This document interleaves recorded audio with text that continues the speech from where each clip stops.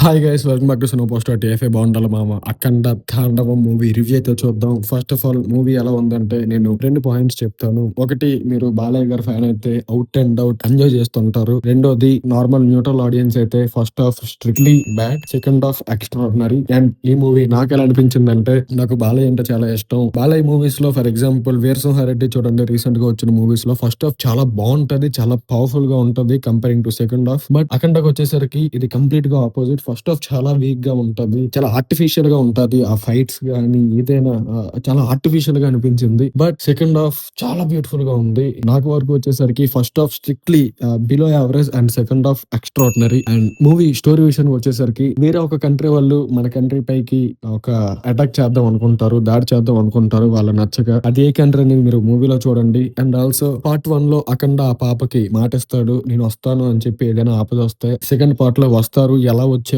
And ఆదిపెన్ Shetty character ఏంటి అన్న మిగిలిన క్వశ్చన్స్ కి మీరు మూవీలోనే ఆన్సర్ చూడాలి. ఓపెనింగ్ పార్ట్ 1 కి రిలేటెడ్ గా ఉన్న సీన్స్ తో ఓపెన్ అవుతుంది, బోయపాటి గారు ఇంట్రో అయిన తర్వాత. అండ్ అఖండ 1 ని మ్యాచ్ చేసిందా అంటే నాట్ ఎట్ ఆల్. అఖండ 1 లో ఉన్న వైబ్ అందులో నేను ఫీల్ అయినంత హైగా, అంటే ప్రాపర్ యాంటగోనిస్ట్, ప్రాపర్ ఒక విలన్ ఉంటాడు అఖండలో. ఇప్పుడు శ్రీకాంత్ గారు ఇచ్చిన ఇంపాక్ట్ అఖండ 2 లో ఏ విలన్ ఇవ్వలేకపోయాడు నాకు. సో అఖండని మ్యాచ్ చేయలేదని నేను చెప్తాను. But Akhanda has its own flavour. Akhanda తాండవానికి ఒక ఓన్ ఇదైతే ఉంది, అది ఈ మూవీకి ప్లస్ అని చెప్పాలి. అండ్ మూవీలో పాజిటివ్ సెషన్ వచ్చేసరికి second half out and out peak. అసలు ఆ శివయ్య సీక్వెన్స్ గానీ, హనుమాన్ సీక్వెన్స్ గానీ, ఆ ఫైట్స్ గానీ, సెకండ్ హాఫ్ లో బీజిఎం గానీ, బాలకృష్ణ గారిని మనం చూస్తున్నప్పుడు, రే మన బాలయ్య రా, అలా ఎలా చేస్తున్నారా ఆ ఏజ్ లో కూడా, అదొక రకమైన ఒక వైబ్ మనకైతే క్రియేట్ అవుతుంది. చాలా ప్రాణం పెట్టేశారని చెప్పాలి బాలయ్య ఈ మూవీకి. అండ్ రిమైనింగ్ యాక్టర్స్ కూడా బాగా చేశారు. అండ్ మెయిన్ గా శివుడి సీక్వెన్స్ ఏదైతే ఉందో అది పీక్ అసలు. అండ్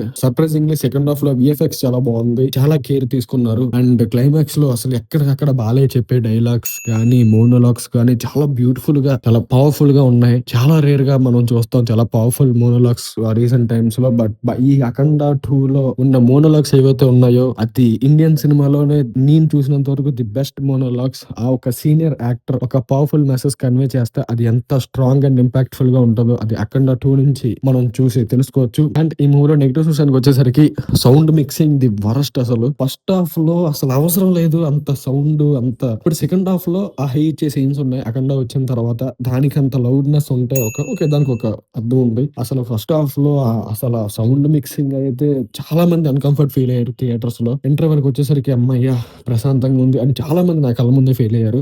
అండ్ సెకండ్ హాఫ్ లో నాకు విఎఫ్ఎక్స్ కూడా చాలా ప్రాబ్లం అనిపించింది. కొన్ని విఎఫ్ఎక్స్ ప్రాపర్ గా అనిపించలేదు. కొన్ని ఇంపార్టెంట్ ఎలిమెంట్స్ ఉంటాయి మూవీలో, ఆ ఎలిమెంట్స్ ని కూడా చాలా రెగ్యులర్ గా కమర్షియల్ గా చూపించారు. అది నాకు నెక్స్ట్ చాలా చాలా ఎక్కువ క్రౌడ్ పీపుల్ లో షూట్ చేసినప్పుడు చాలా మంది జూనియర్ ఆర్టిస్టులు చాలా ఇంపార్టెంట్ సీన్స్ లో అసలు కెమెరాని చూస్తారు, కెమెరాని చూసి నవ్వుతారు. అండ్ బాలయ్య ఇంట్లోకి వెళ్తున్నప్పుడు, అనంతపురం ఎమ్మెల్యే వాళ్ళ ఇంట్లోకి వెళ్తున్నప్పుడు కూడా ఏదో కెమెరా యాక్షన్ చెప్పినప్పుడు వీళ్ళు యాక్టింగ్ చేస్తున్నట్టు స్టార్ట్ చేసినట్టు చాలా క్లియర్ గా తెలుస్తుంది. జూనియర్ ఆర్టిస్ట్, బ్యాక్గ్రౌండ్ ఆర్టిస్ట్ అది ఎక్కలేదు. అండ్ సంయుక్త మీనన్ రోల్ కూడా అంటే ఏదో ఒక సాంగ్ కోసం పెట్టారు అన్నట్టు ఉంటది. అమ్మాయి ఎక్కడో డిఆర్డిఓ ఢిల్లీలో ఉంటది, సంబంధం లేకుండా వచ్చి ఇక్కడ ఈ సాంగ్ కి డాన్స్ చేస్తుంది. Okay, commercial cinema, it's okay. But నాకు అసలు అనిపించింది, అసలు ఎందుకు అవసరమా, అసలు ఈ అవసరం ఏముంది అని అనిపించింది. బట్ ఈ ఫస్ట్ హాఫ్ ను కూడా కూర్చోబెట్టి చూడగలిగింది, ఫస్ట్ హాఫ్ ను కూడా కూర్చొని చూడగలిగాం అంటే one and only reason Balakrishna. First half అంత ఇంపాక్ట్ఫుల్ గా అనిపించలేదు నాకు, అసలు సీరియస్నెస్ అనే లేదు. బట్ సెకండ్ హాఫ్ చాలా స్ట్రాంగ్ గా ఉంది. సెకండ్ హాఫ్ వల్లే సినిమా నిలబడింది. అండ్ ఈ మూవీ సినిమా పోస్ట్ ఇస్తున్న rating 2.75 out of 5. And that's it guys. ఈ మూవీని ప్రతి ఒక్కరు చూడాల్సిన మూవీ, ఫ్యామిలీస్ తో చూడాల్సిన మూవీ. చూడండి, మిస్ అవ్వకండి. అండ్ చాలా స్ట్రాంగ్ మెసేజ్ అయితే కన్వే చేశారు ఈ మూవీ ద్వారా. Thank you Balayya and Boyapati. And that's it guys. For more movie related content subscribe to our cinema poster. Thank you.